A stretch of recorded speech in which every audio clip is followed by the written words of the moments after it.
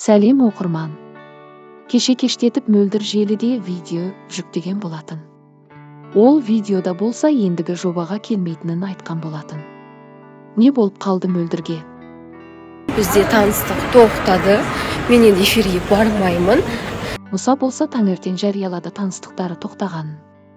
Ортақ шешіммен мінездеріміз келмеді деді Мұса. Ешқандай жұпты күтпейміз, ара қатынастарда жалғаспайтын болды. Иә достар, кеше түнде таныстық бізде тоқтады.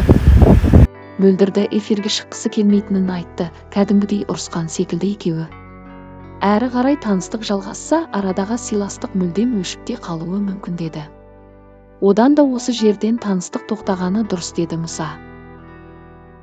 Шынымен де мінездері келмеген секілді.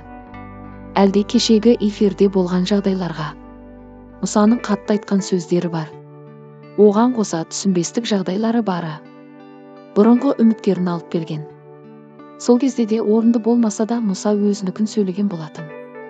Оған қоса сол гүл берген Димаштың тақырыбы да бар.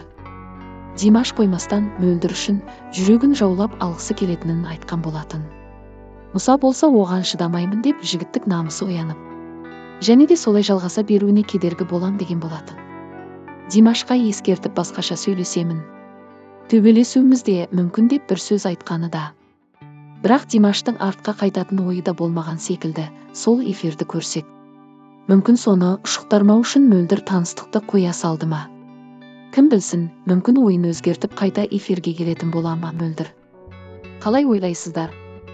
Қатты алаулап тұрған сезімді көрген жоқпыз араларынан. Мұса да мөлдірде қатты тырыспаған секілді.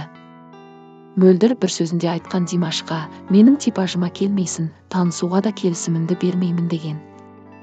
Әлде Мұсаның дөрекілігін көріп қыз қашып кетті ме? Өте қатты сөйлейді Мұса негізі кеше эфирде, қызды бір затқа да тең қылғандай да болды.